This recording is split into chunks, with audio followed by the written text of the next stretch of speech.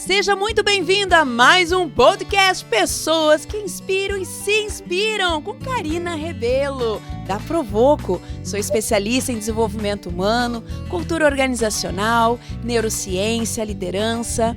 E eu tenho uma coisa boa hoje para contar para você. Hoje eu estou trazendo uma pessoa que é uma pessoa que foi um ponto primordial nas minhas escolhas lá no passado. Uma pessoa que me empurrou, que me instigou a chegar onde eu estou hoje. Como diz o Alexandre aqui da rádio, então ela que foi a culpada? Eu disse sim, me apaixonei por essa área quando eu conheci a Lourdes, lá no meu trabalho, quando eu estava na Fevale. Isso já faz, não vou dizer muitos anos, porque a gente é tudo jovem, tudo novinho aqui, né, Lourdes? A gente é tudo novinho, então tá tudo certo. Mas a Lourdes, às vezes as pessoas me perguntam quem era a minha mestre. E eu te cito. Eu disse, a minha mestre é a Lourdes, assim como foi a Cris, né? A Cris Mary, junto contigo. Mas a Lourdes foi a primeira, que depois foi criando essa construção, e eu fui só seguindo, e me apaixonando. E nesse processo, então, quero apresentar para vocês essa pessoa maravilhosa que vai falar sobre um tema que vai servir para mim, vai servir para você. E se você, quando estiver ouvindo, lembrar de alguém que possa ser interessante, isso possa ajudar a vida de alguém, já manda o link, porque esse episódio eu tenho certeza que vai alcançar o teu coração e o coração das pessoas ao teu redor.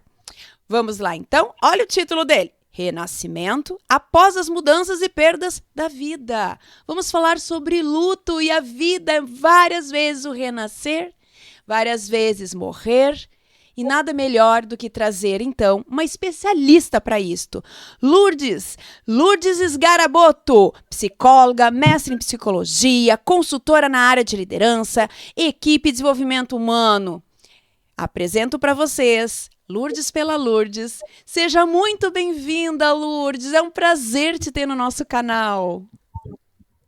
Querida, é um prazer poder estar aqui contigo, né, a gente poder se reencontrar, né, depois de algum tempo que a gente não se vê, não se fala, né, mas a gente de vez em quando se passa assim pelas coisas da vida, pelos eventos da nossa vida, então é muito bom estar aqui com você, e é um prazer em perceber, né, essa tua trajetória que a gente foi acompanhando assim um pouco, e perceber que tu tá com todo esse sucesso, com toda essa qualidade no teu trabalho, esse cuidado, assim, então é muito bom, né, estar aqui com você e poder compartilhar esse momento juntas. Muito obrigada pelo convite.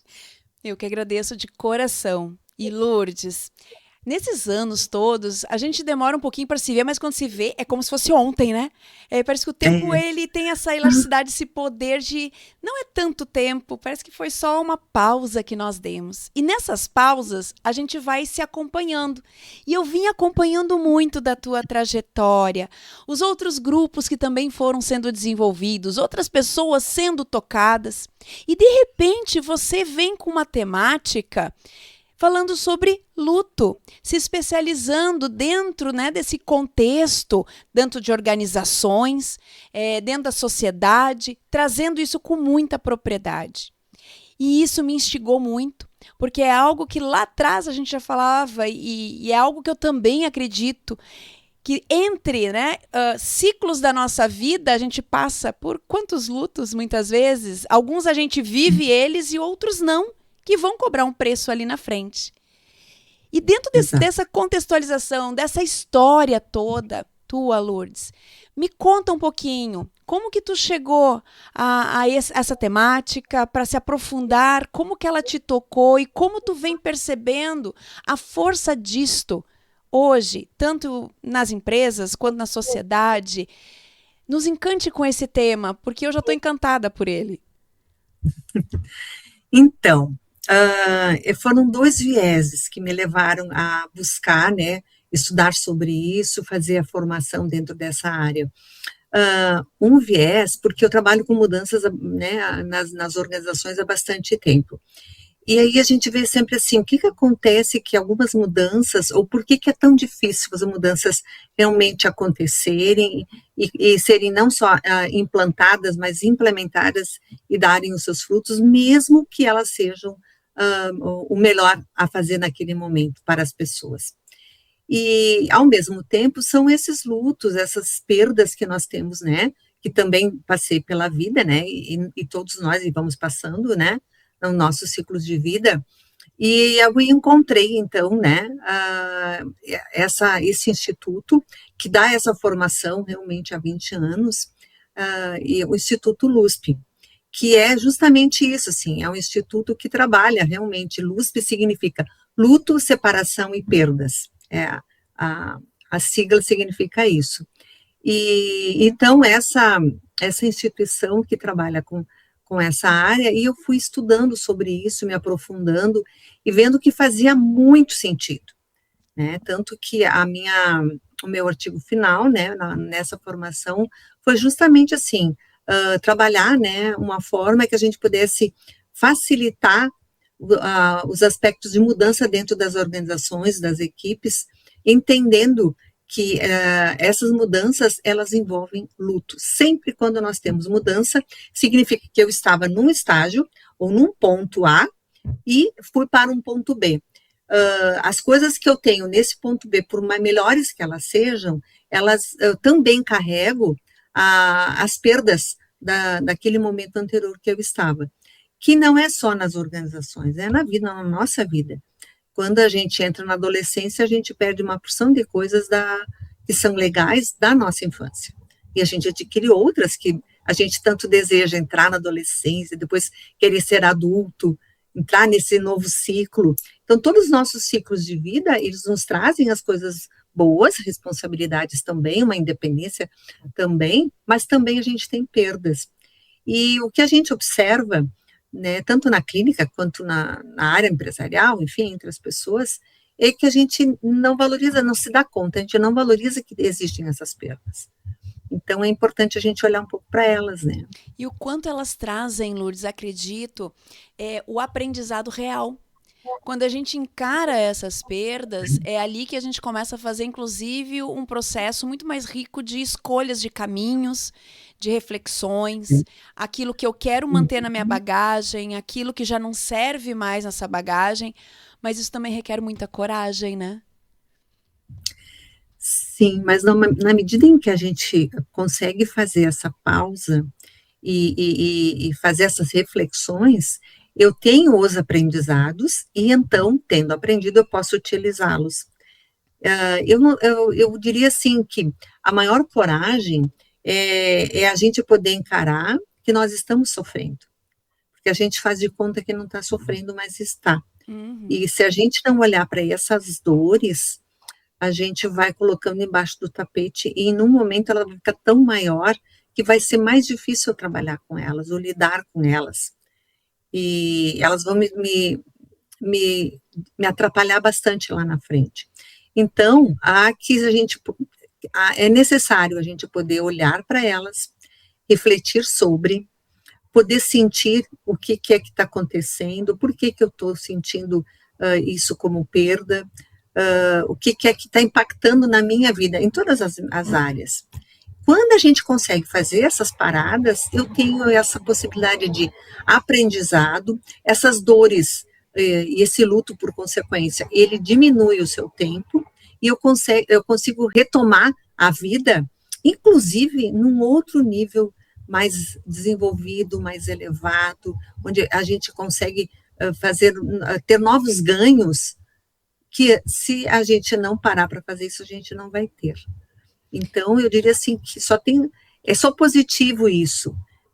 Positivo não significa que eu não vou sentir dor, mas ele é positivo para mim. Enfrentar essa dor.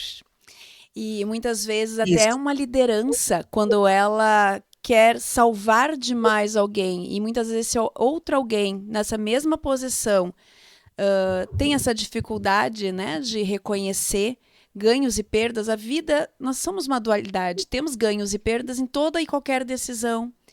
Poder olhar isto é poder realmente se dar conta o que eu estou a fim de abrir mão, o que isso está nesse momento somando, o que está subtraindo. E muitas vezes não é só o indivíduo, é todo o entorno dele que entra em sofrimento, né, Lourdes? Eu tenho visto muito isso. Às vezes é o líder que acredita que a pessoa ali eu vou tentar salvar porque ela está em sofrimento, mas ele também está em sofrimento porque ele também não está conseguindo se desenvolver, porque na empresa somos rede, somos coletivos, trabalhamos, né, todos conectados num processo social. E quando isso também não fica claro, todo mundo entra e fica preso nesse sofrimento. Sair desse sofrimento, quando a gente percebe que é uma liderança que precisa, olhando para a sua equipe, conduzir melhor pessoas com dificuldade com mudança. Pessoas que estão, por exemplo, muitos anos na empresa e agora a empresa está entrando num outro nível e essas pessoas não estão conseguindo virar a chave. O que a gente pode trazer de reflexão para essa liderança, para que ela se enxergue e consiga também enxergar qual o caminho que ela pode, com clareza, fazer uma boa análise para tomar uma boa decisão e uma boa condução? Primeira coisa é o aspecto da escuta. Esse líder precisa estar treinado, precisa estar preparado para entender sobre perda, sobre luto, sobre mudança. Então, na medida em que ele percebe, ele sabe que existe na mudança está embutido o aspecto da perda e, portanto, o luto e sofrimento, ele tendo esse conhecimento e percebendo isso, tendo na sua bagagem, ele consegue fazer uma escuta diferenciada. Então, quando ele precisa escutar este profissional que está com essa resistência e entender por que tem essa resistência tão grande, que medos estão envolvidos, porque a resistência é medo. Então, que medos estão envolvidos? Se eles conseguirem falar com maior transparência sobre isso, esse profissional, ele desarma, ele consegue perceber que ele está acolhido e que ele tem parceiros, ele tem pessoas que vão estar junto com ele nessa caminhada. Então, na medida em que ele diminui o medo, né, o medo a gente sabe que ele atrapalha muito o aspecto cognitivo. Então, se a pessoa está com medo, e você pode dar muitas explicações de quanto vai ser boa aquela mudança, mas se ela está com medo, a nível de sistema neurológico mesmo, ele bloqueia essa informação. Ela não entra, ela não é assimilada. Então, não vai adiantar bater naquela mesma tecla. Ele não está nem conectando com isso. Então, fazer essa escuta, retirar um pouco este medo, baixar esse nível de ansiedade, então ele vai conseguir ter o seu cognitivo mais atuante e poder, então, assimilar aquilo que aquela liderança está trazendo. Então, o líder precisa, não dá para forçar, quanto mais o líder ou as pessoas ao redor insistirem nisso, mais a pessoa vai se proteger, mais armas de defesa, mais mecanismo de defesa ela vai erguer, né? Então, na medida em que ela vai sendo escutada, vai podendo colocar essas coisas, ela vai conseguindo ver que ela tem perdas, que isso aqui ela está perdendo, mas que também ela vai ter outros ganhos. Até ganhos de novos vínculos, ganhos até de qualidade de vida, de novas coisas que ela pode fazer com aquele tempo que antes ela estava demais. Então, é importante a gente poder entender sobre isso. E o líder, na medida em que ele consegue captar isso, ele vai ajudando, olha, estou junto contigo nessa jornada.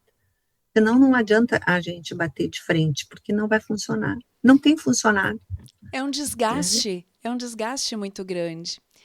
Sim. Quando tu foi falando, eu me lembrei de uma questão que é muito importante também. O quanto o líder nessa escuta ativa, às vezes alguns pensam e a gente fala e eles falam, mas eu escuto, eu pergunto. E aí a gente fala, como é que teu corpo também está comunicando? Será que o teu olhar não é um olhar de julgamento a partir dos teus padrões? Então, o desarmar do líder para estar conectado de verdade, presente naquela hora com intenção, vai passar por essa limpeza, esse entendimento interno. E eu lembro que tu dizia muito uma frase que eu uso até hoje, talvez agora quem me escutar vai saber quem foi a pessoa que me ensinou essa frase, que é, tem ruído, limpa o ruído.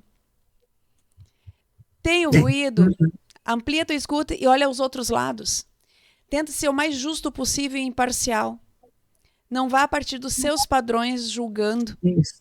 Tem ruído, limpa o ruído, escutando, vendo o outro ponto de vista, o porquê que aquilo para aquela pessoa tem esta conotação, e aí sim a gente consegue conduzir de uma maneira muito mais harmônica em cima daquilo que realmente é o propósito, né?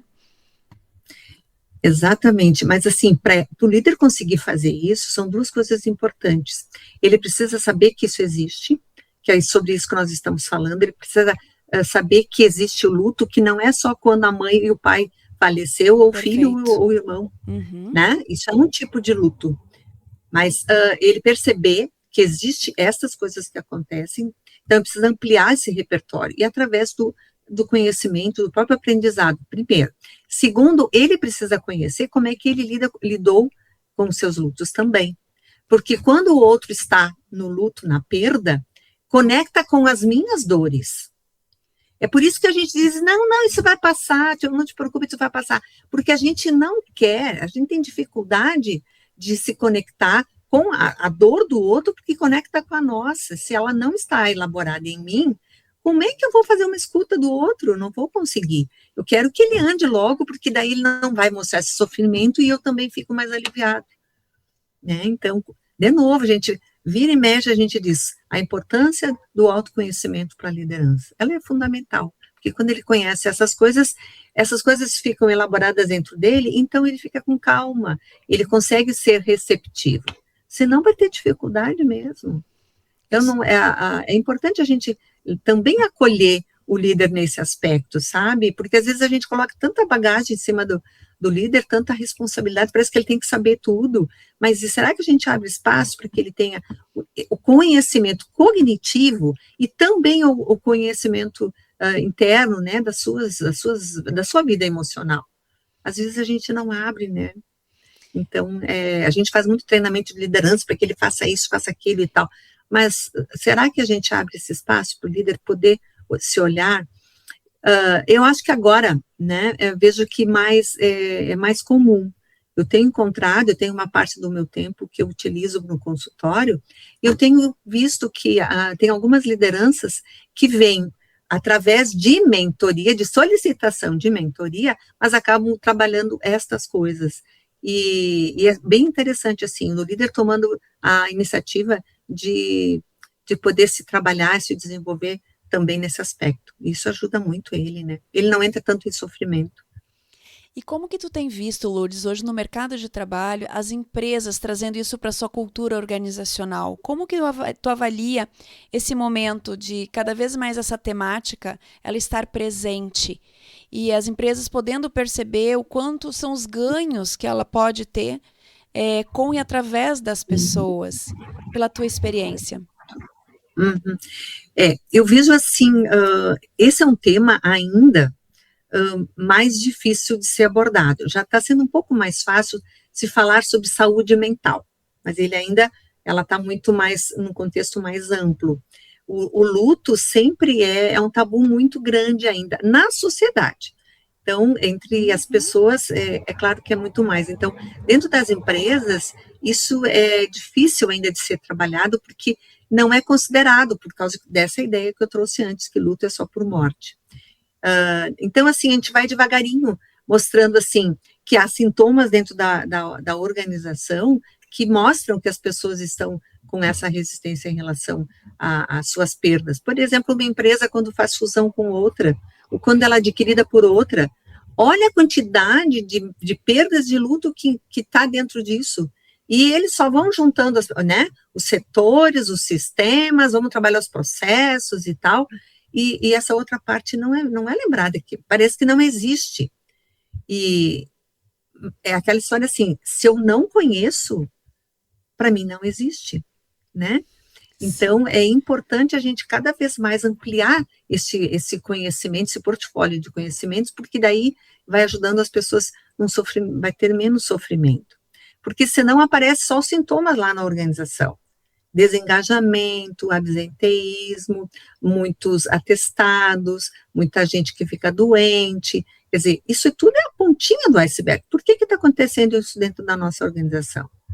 Como é que nós estamos vendo as coisas que estão acontecendo? Mudança de um processo, muda um sistema.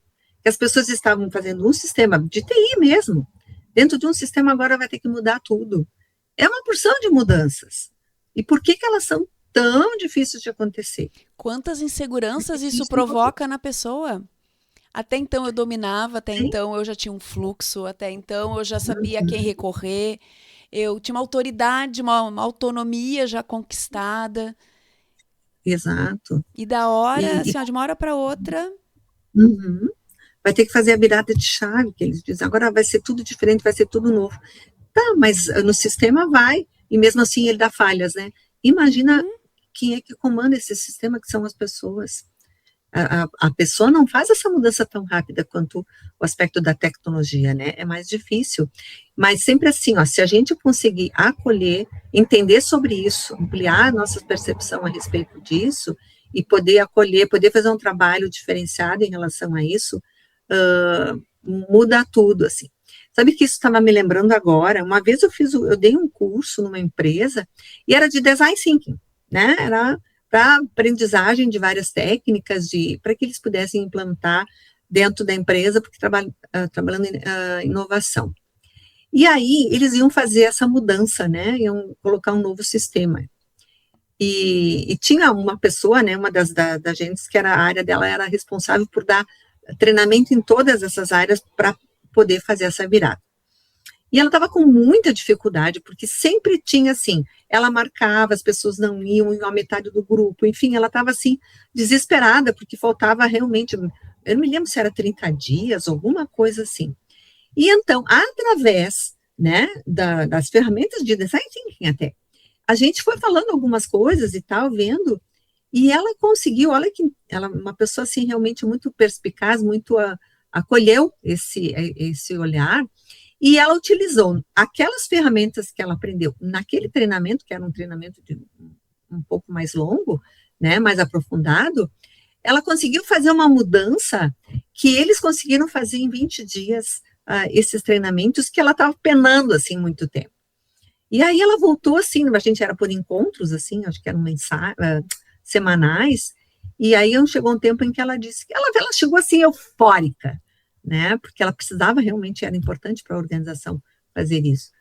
E ela disse, meu Deus, eu não acredito, isso funciona. Eu achei super legal, porque ela trazendo assim para o grupo, ela disse, gente, isso funciona, é de verdade. Eu consegui acessar as pessoas. Exato. Que vão estar atrás de tudo isso. Uhum. Então, funciona assim, a gente precisa poder ampliar esse olhar. E daí, assim, ó, aí sim eu coloco também, então, o aspecto da coragem, sem o medo de falar sobre luto, sem o medo de tocar nas suas dores, ou poder acolher as suas dores, e poder dizer, nossa, para mim isso também é difícil, não é fácil, eu já enfrentei outras coisas também, e para mim é difícil. Então, vamos juntos, vamos ver como é que a gente pode ir se ajudando um ao outro aqui, nesse processo. Porque eu acho que é importante o líder, ainda hoje eu vejo muita liderança que sente a necessidade de estar no patamar acima, como se ela soubesse tudo, tivesse passado por tudo, sabe assim, meio herói, meio Deus, Sim. assim? E é um outro ser humano, só que está ali, né, ele tá num outro papel, mas é um ser humano.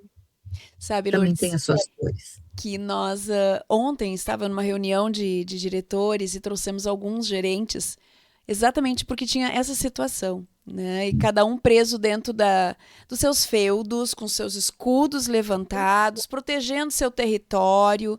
E a gente entendeu que lá na frente todo mundo saía dizendo sim, concordamos, vamos fazer, mas gerava embates, conflitos, diz que me diz que, trocas de e-mails, de WhatsApp, cobrança, aquela história, eu fiz a minha parte, eu mandei o e-mail, como é que tu não viu esse e-mail? Não é a minha alçada. E aí começa, todo mundo diz, mas é processo, é falta de definição de responsabilidades, é porque o organograma que vamos ter que organizar é cultura. E quando a gente trouxe todo mundo para uma mesa, para não falar sobre isto, mas o que nos remete, nos instiga a isto, e a olhar nós quanto seres humanos dentro dessa cultura, entender quem somos. Eu acho que a palavra começou lá no início, e foi mais ou menos essa condição, quem somos? dentro desse contexto? O que eu preciso dentro desse contexto? Qual é o meu nível de sofrimento? E aí preparando exatamente com as guardas baixas, porque a gente não está ali para atacar, dando tempo de voz para cada um. Lourdes, tu traz uma coisa que faz a gente parar para pensar que muitas vezes o ser humano, ele só precisa praticar mais. Alguns fazem mais, outros fazem menos. Alguns atingem resultado e nem perceberam que fizeram isto, e foi o que foi o método que virou aquela chave. Fez com que as pessoas se respeitassem um pouco mais. Esse tema que tu traz é um tema que, quando eu escutei a primeira vez, eu disse, como que a Lourdes vai trazer isso para dentro das organizações? Conhecendo a rigidez, e tu sabe que eu estou numa região, muita cultura alemã, muito conservadora, e aí eu comecei a imaginar, né, isso aqui. E agora te ouvindo, conectando, o quanto isso faz mais sentido ainda quando falamos da cultura, de criar embaixadores dessa cultura.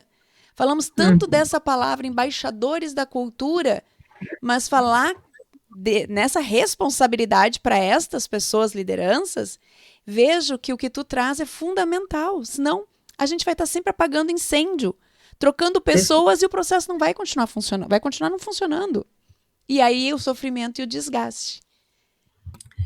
Exato. Tu sabes, quando a gente fala, tu falas em cultura, e é isso mesmo, assim, a gente tem uma cultura que, se é uma cultura que eu não posso expressar a minha vulnerabilidade, eu não posso expressar os medos que tenho, que vou sair de um setor para o outro, ou de uma posição para outra, se eu não, se quando vem um projeto, eles me delegam determinadas atividades, e eu não tiver espaço para dizer, olha, tem coisas aqui que eu não sei, eu vou precisar de ajuda, né, pô, eu estou meio assustado com isso, é um desafio muito grande, eu não sei se eu vou conseguir. Se não há esse espaço dentro da cultura, ela já não é uma cultura que possa dizer essas coisas, tem que só mostrar, não, pode deixar que eu dou conta, eu resolvo, eu vou encontrar, quando eu não conseguir, eu vou encontrar alguém para colocar a responsabilidade, porque eu não posso expressar, então eu vou botar em alguém, e aí que fica essa história que tu trouxeste ontem, né, dessa reunião, sim, que ela é muito comum, não é característica só dessa empresa, com certeza, porque é isso, assim, as pessoas colocam a responsabilidade em alguém. Eu não sou responsável, eu fiz tudo certinho, né? Porque tem a fantasia que nós somos perfeitos. O problema está no outro, né? E se nós temos uma cultura empresarial que não abre esse espaço para se falar de uma forma transparente sobre estas coisas, ela vai se mantendo. E a gente sabe que cultura vem de cima para baixo. Então, se o próprio CEO mostra que sabe tudo e determina e fica lá fechado na sala dele, e nem se conecta com mais ninguém, nem desce, né? Bem isso, não desce para o nível abaixo, é assim que toda a empresa vai fazer. É a história do exemplo, né, que arrasta, né? Exatamente. Quem determina a cultura é a liderança.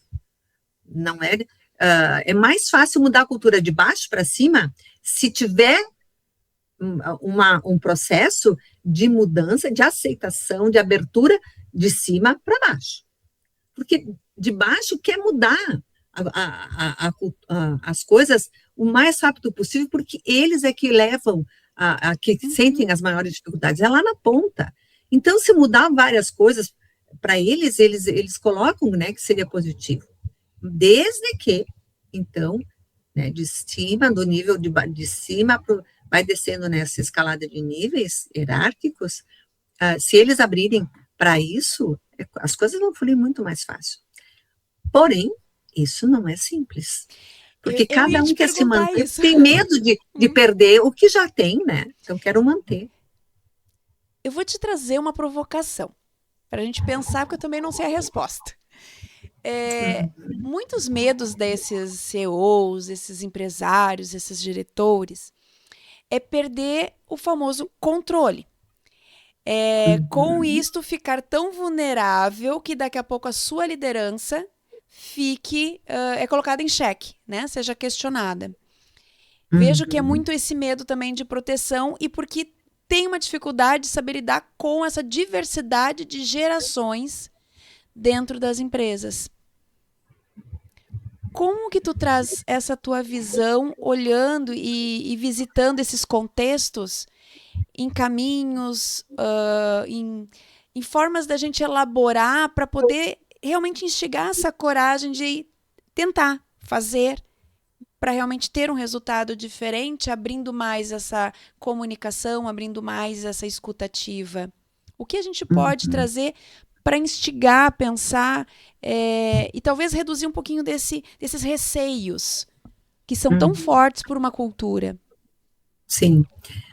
Karina, assim, ó, quando eu tenho uma empresa com uma hierarquia, né, muito sólida, muito rígida, eu tenho, assim, aquela pessoa que é a gerência financeira. Eu tenho ou o diretor que é da área industrial. Enfim, né, eles estão realmente sozinhos nisso. Então, quanto mais subir na hierarquia, mais sozinhos eles ficam. Eles não têm com quem compartilhar, né, os seus receios, ou até os seus ideias novas, eles não têm com quem compartilhar. Há muita solidão, né, nos níveis de hierarquia acima. Se for uma empresa, uma estrutura hierárquica mais sólida, né? Agora, se você tem uma empresa que trabalha de fato um trabalho em equipe, como realmente tem que acontecer uma equipe, este CEO ou esses gerentes e diretores, eles não estão sozinhos. Eles co-responsabilizam as atividades, os desafios, eles estão juntos.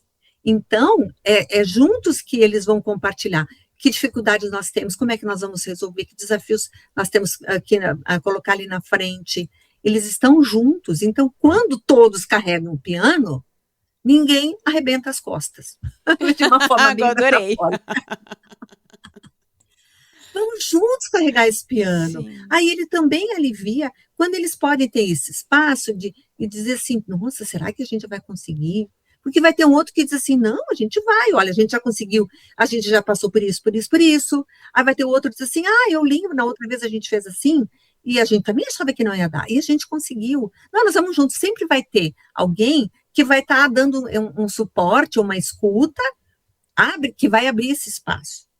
Então, eu sou meio suspeita, porque trabalho de equipe, né, é o que eu faço há muitos anos, mas por que eu faço? Porque eu vejo que é isso que funciona. Eu já vi muitas experiências nesse sentido, né, de um diretor, ele só se reunia individualmente com cada gerente da sua área. E quando a gente fez uma atividade, foi super interessante, assim, porque ele viu a atividade não deu certo, porque ele, né, ele era o CEO, ele tinha que resolver, o centro das atenções. Cena, ele pegou os materiais, né, que era para trabalhar todo mundo naquela sala, e ele sumiu. Foi com a equipe dele, ele sumiu. Quando ele apareceu, ele era uma atividade que precisava ser em conjunto, ele fez uma coisa que não tinha nada a ver. Aí ele se deu conta, ele disse, meu Deus, olha o que eu fiz. Na hora ele se deu conta com o grupo, assim. E aí ele disse, gente, é assim que eu lidero vocês. Por isso que a andragogia é maravilhosa, né? A andragogia é maravilhosa. E foi tão maravilhoso, porque ele fez uma mudança de chave tão rápido, porque foi um soco tão no estômago que ele se deu, né? Que, nossa, como as coisas modificaram dentro não só naquela equipe, porque para ele funcionou bem, e aí ele começou a contagiar as demais áreas, e aí, porque ele disse, não adianta só nós sozinhos, a gente faz parte, eles também precisam e tal, e ele foi o embaixador, assim, dentro da organização, de que a gente foi continuando esses trabalhos com os demais, porque realmente era necessário, né?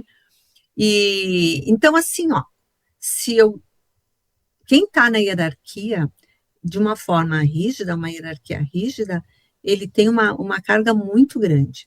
Eu tenho compaixão, sabe, por estas pessoas, porque eles têm muito estresse, eles têm uma qualidade de vida muito ruim, e eles se autorresponsabilizam demais, eles não precisam abrir esses espaços sabe? Para ter uma qualidade, eles precisam não só sobreviver, viver. E eles precisam ir aprendendo que eles não vão perder, eles vão ganhar. Se eu compartilhar os espaços, eu não vou perder necessariamente a liderança que tenho. Ela vai ser de um outro jeito, mas ela vai continuar existindo, porque aquele papel de liderança ele é fundamental numa equipe, sempre, né? E isso é ter consciência que vai ter momentos que a gente perde, vai ter momentos em que a gente ganha, vai ter momentos que a gente vai acertar, tem momentos que a gente vai errar e faz parte desse processo de aprendizagem nesse contexto. E aí dá tanta força para as rodas de conversa, né? A questão das mentorias reversas. Enfim, acho que cada empresa vai aí criando, vai moldando para dentro da sua cultura, e eu acho que tu traz isso com uma riqueza tão grande, Lourdes, tão grande, e em detalhes da gente perceber que às vezes, o primeiro encontro deu errado. Será que deu errado? Ou aquilo ali já está nos comunicando algo que é tão comum no dia a dia que não percebemos? O que vira cultura, né? Não, sempre foi assim, é desse jeito mesmo. Lá, quando chegar lá perto, a gente consegue. Tá, mas precisa ser nesse sofrimento? A que custo? Né? Que custo? Talvez a gente possa fazer as coisas de uma forma um pouco mais fluida, com qualidade. Eu acredito que a gente possa ter qualidade de vida dentro das empresas, sem dúvida, né? Desde que a gente possa não ficar armado e tentando controlar a todos os nossos feudos, né? Os nossos espaços. Se a gente conseguir fazer, se desarmar, poder compartilhar mais coisas, todos acabam ganhando, né? E mesmo quando às vezes acontecem perdas, porque às vezes acontece mesmo, né? A própria equipe, ela se reconecta de novo e ela diz, não, vamos em frente, e ela consegue essa energia para fluir melhor. E produtividade está ligado a tudo isso que nós estamos falando. Perfeito. Né? Se a gente conseguir trabalhar dessa forma assim, mais fluida, em que as pessoas todas tenham esses espaços e possam compartilhar, nesse caso, como eu falei agora em equipe, a produtividade aumenta. Isso é básico, né? Eu já tive tantas experiências nesse sentido, né? E a literatura também está aí para mostrar isso. Quando tu falou isso, eu me lembrei que eu tive a oportunidade, a honra de poder participar de um congresso da SBDG, aqui do Rio Grande do Sul, que trouxe a Fela. Eu lembro da Fela Moscovi, lembra da Fela? Ela é bem velhinha naquela época, no palco, onde ela falou sobre desenvolvimento humano usando poemas. E aquilo encantou, porque tu lembra dessa questão? Foi muito interessante. Foi num fórum. Num fórum. E aí ela foi por poemas, falando o desenvolvimento das pessoas, o como eles acontecem, vinculando a poemas, a pensadores, e fazendo a gente conectar e se reconectar, tendo esses insights. E foi fantástico, numa linguagem tão simples. Fela, sendo a Fela, né? Essa luz incrível que ela era. E aí eu lembro, numa das leituras que eu fiz de alguns artigos dela, numa frase que dizia que 80% das respostas que um grupo procura fora está dentro do próprio grupo. E esses trabalhos, isso que tu traz, isso que a gente faz no dia a dia, que eu também acredito muito e é o que rege esses nossos trabalhos, a gente evidencia tanto, né, Lourdes? Tantas coisas que também nos alimentam, mostrando que estamos no caminho certo. Porque é falar do ser humano para o ser humano, desse ser humano. Basicamente isso. É poder olhar para outra pessoa que ela é humana e eu também sou. Então, ok. Tá tudo certo. Estamos todos por um objetivo. Vamos alinhar se não estiver e vamos seguir. Isso, e não respeitando. A gente ficar julgando o outro. Exatamente, exatamente. Ai, Lourdes, nosso tempo passa voando. Tô amando essa conversa. Olha como passou rápido esses 40 minutos voando assim, e como foi gostoso te ouvir. Para mim, um grande prazer. Eu tô morrendo de saudade de tomar um café, de poder ir aí agora, ir pra Serra, ou quando tu vier pra cá, me avisa. A gente tá para marcar esse encontro, o Bruno, que nos cobra muito, né? O nosso encontro não sai, tá. Pois é. Mas vai sair. A vida nos engole, né? Então a gente tem que abrir espaço para isso. Exato, né? E a gente vai cada vez mais olhando as nossas rugas e vendo que elas não podem passar por nós. A gente tem que estar à frente para entender de onde elas estão vindo. Lourdes, te agradeço fazer de as coração. nossas escolhas, né? São escolhas que a gente está fazendo na vida, né? Exatamente. Se tu pudesse trazer, assim, uma frase, um pensamento, algo que fechasse tudo isto e que fique para as pessoas até mesmo uma reflexão, o que tu diria nesse momento? Eu acho que seria importante cada um poder olhar para si e poder, com coragem, como tu iniciou trazendo, assim, olhar que sonhos que tive, que não se concretizaram, ou eu abandonei, que em função disso, que perdas eu tive na minha vida e que eu não olhei para elas. O que eu posso aprender com essas perdas que tive? O que eu aprendi, né, com essas situações difíceis pelas quais passei? Porque a gente precisa ter na nossa mão esses aprendizados, na nossa mão esses sonhos e verificar, eles só são sonhos, eles ainda são válidos, eu tenho como resgatá-los e o que eu posso fazer usando esses aprendizados para contemplar esses sonhos. Nós precisamos continuar vivendo, não só sobrevivendo, em busca de sonhos, em busca de relacionamento humano, porque o que nos mantém é o vínculo que nós temos, esse apego que a gente tem, que faz parte da nossa biologia como ser humano. Então, que a gente possa se olhar, sabe aquele pequeno espaço que a gente pode se olhar, se acolher, para poder seguir em frente. Assim a gente consegue fazer com os outros, senão a gente tem dificuldade de fazer isso com os outros se a gente não fizer com a gente. Ai, obrigada, então, minha amiga. Obrigada de coração. Algo que às vezes eu falo no final dos treinamentos, palestras, é uma fala que eu também aprendi na psicologia transpessoal, que olhar para as pessoas e dizer, eu te vejo. E aí todo aquele grupo, quando ele grita, eu estou aqui. É realmente a gente estar presente, se olhando e também enxergando. Essas suas falas foram um bálsamo, foi um carinho. Muito obrigada de coração. Minha amiga, encerro aqui. Eu te agradeço. Eu vou encerrar aqui. Obrigada. Olha, foi realmente assim muito, muito bom. Vou te convidar para outros podcasts e o que tu precisar também, conta com a gente. E que a gente possa ter ajudado muitas pessoas aí. Então, também muito obrigada. Um beijo grande também para ti e para quem nos escuta depois no podcast. Beijo grande. Obrigada. Pessoal, tchau, tchau. Encerramos mais um podcast Pessoas que Inspiram e Se Inspiram. Nesse eu tenho certeza que você entendeu o quanto a gente precisa se conectar conosco e com os outros. É assim que a gente leva uma vida realizando sonhos, tendo conquistas e com sentido na própria vida. Como diz Lourdes, é a gente viver, não sobreviver. A vida passa tão rápido porque não dá valor ao presente. Sinta-se acolhido e se mais alguma pessoa você acredita que precisa ouvir isso, manda o link, faça o bem para mais alguém. Muito obrigada, até o próximo episódio. Você assistiu Karina Rebelo, Pessoas que Inspiram, da Provoca, um grande abraço!